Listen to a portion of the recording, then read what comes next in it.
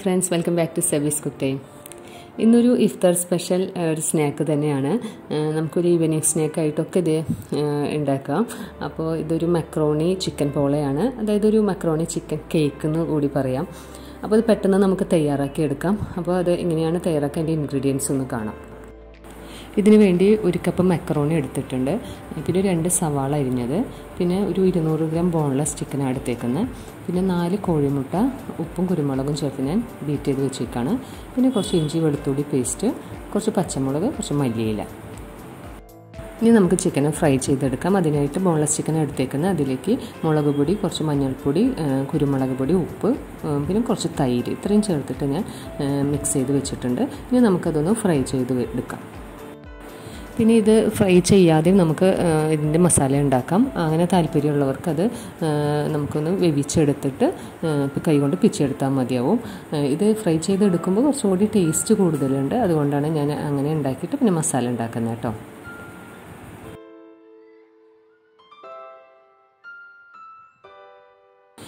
പിന്നെ ചിക്കനെ 2 പുറവും നമുക്ക് മറിച്ചിട്ട് ഒന്ന് ഫ്രൈ ചെയ്തെടുക്കാം.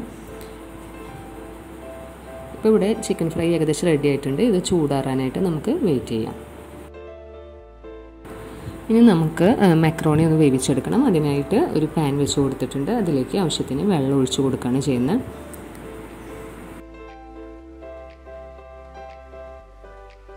പിന്നെ ഇതിലേക്ക് ആവശ്യത്തിനുള്ള ഉപ്പും അതുപോലെ തന്നെ ഒരു ടേബിൾ സ്പൂൺ ഓയിലും ഒഴിച്ചു കൊടുക്കുന്നുണ്ട്.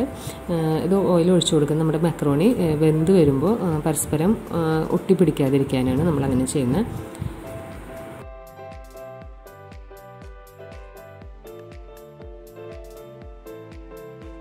ഇപ്പോൾ വെള്ളം തിളച്ചു. ഈ സമയത്ത് ഇതിലേക്ക് നമ്മൾ 1 കപ്പ് മക്രോണി ഞാൻ ചേർത്ത് കൊടുക്കുകയാണ്. ഞാൻ ഈ ഒരു ഷേപ്പിലുള്ളതാട്ടോ യൂസ് ചെയ്യുന്നത്.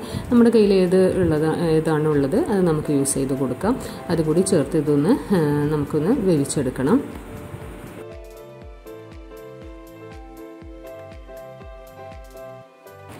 പിന്നെ മക്രോണി വേഗം തന്നെ വെന്ത് വരുന്നതാണ്, ഒരുപാട് ടൈമൊന്നും എടുക്കില്ല.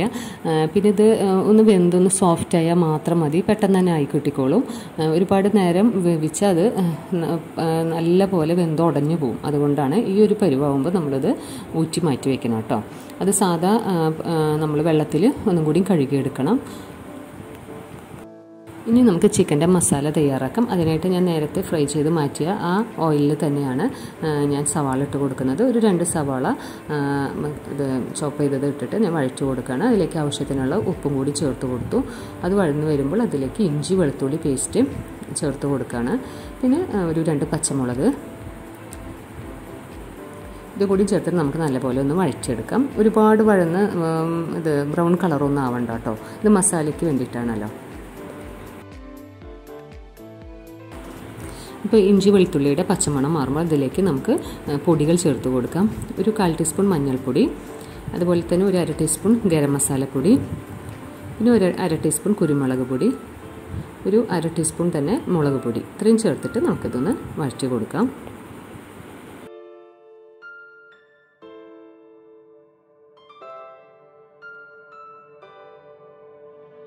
നമ്മുടെ സവാളക്ക് ഇത്ര വഴന്നാൽ മതി. ഈ സമയത്ത് ഇതിലേക്ക് നമ്മൾ നേരത്തെ ഫ്രൈ ചെയ്ത് മാറ്റിയ ചിക്കൻ ഉണ്ടല്ലോ, അത് ചെറുതായിട്ടൊന്ന് ചോപ്പ് ചെയ്തെടുക്കുക.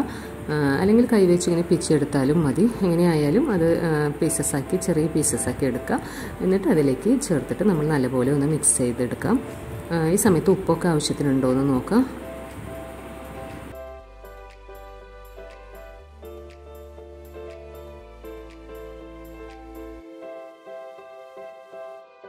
നമ്മുടെ മിക്സ് ഇവിടെ റെഡിയായി. ഇനി ഇതിലേക്ക് ഫൈനലായിട്ട് കുറച്ച് മല്ലിയില ഞാൻ ചേർത്ത് കൊടുക്കുന്നുണ്ട്.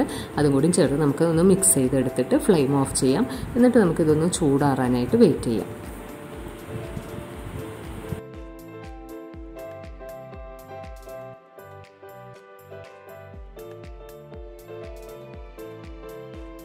ഇനി വേണ്ടത് ഒരു 4 കോഴിമുട്ട, അതിലേക്ക് ഒരു 1/2 ടീസ്പൂൺ കുരുമുളക് പൊടിയും ആവശ്യത്തിന് ഉപ്പും ചേർത്തിട്ട് നല്ലപോലെ ഒന്ന് മിക്സ് ചെയ്ത് ഒരു വലിയ ബൗളിലേക്ക് മാറ്റിയിട്ടുണ്ട്. അതിലേക്ക് ഒരു 1/2 ടീസ്പൂണോളം ക്രഷ്ഡ് ചില്ലിയാണ് ചേർത്ത് എടുക്കുന്നത്. അത് ഓപ്ഷണലാണ്, താല്പര്യം ഉണ്ടെങ്കിൽ ചേർത്താൽ മതി. കാരണം കുറച്ചുകൂടി ഭംഗി കിട്ടാൻ വേണ്ടിയിട്ടാണ് ഞാൻ അത് ചേർത്തേക്കുന്നത്. അതും കൂടി ചേർത്ത് നല്ലപോലെ ഒന്ന് മിക്സ് ചെയ്തെടുക്കാം. ഇനി ഈ എഗ് മിക്സിലേക്ക് നമ്മൾ നേരത്തെ ഊറ്റി മാറ്റി വെച്ചിരിക്കുന്ന മക്രോണി ഉണ്ടല്ലോ അതും കൂടി ചേർത്ത് കൊടുക്കാം കേട്ടോ. അതും കൂടി ചേർത്തിട്ട് നമ്മൾ നല്ലപോലെ ഒന്ന് മുട്ടയുടെ മിക്സിൽ നല്ലപോലെ ഒന്ന് മിക്സ് ചെയ്തെടുക്കണം ഇതിനെ. ഇനി നമ്മൾ ഇതിലേക്ക് ചേർക്കുന്നത് നമ്മൾ തയ്യാറാക്കിയിട്ടുള്ള ആ ചിക്കൻ്റെ മസാലയാണ്. അതിലൊരു 2-3 ടേബിൾ സ്പൂൺ ഞാൻ മാറ്റി വെച്ചിട്ടുണ്ട്. എനിക്ക് മുകളിൽ അത് ഡെക്കറേറ്റ് ചെയ്യാൻ വേണ്ടിയിട്ടാണ്. ബാക്കിയുള്ളതെല്ലാം ഇതിലേക്ക് ആഡ് ചെയ്ത് കൊടുത്തിട്ട് നല്ലപോലെ ഈ മക്രോണിയുടെ എല്ലാ ഭാഗത്തേക്കും ഈ ചിക്കനും മുട്ടയും എല്ലാം വരുന്ന പോലെ നമ്മൾ നല്ലപോലെ ഒന്ന് മിക്സ് ചെയ്തെടുക്കണം കേട്ടോ.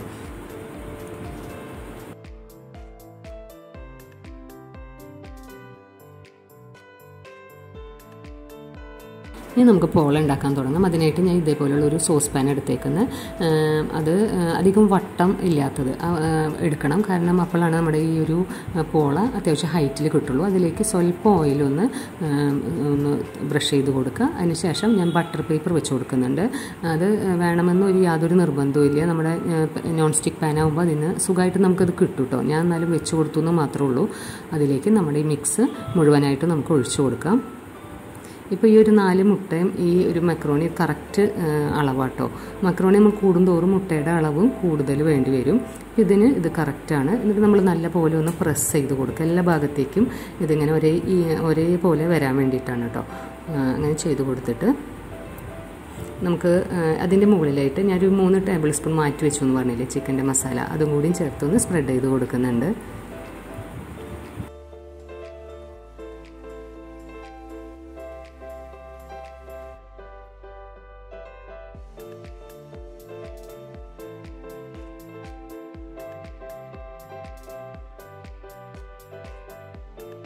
ഇനി നമുക്കിതൊന്ന് ബേക്ക് ചെയ്തെടുക്കണം.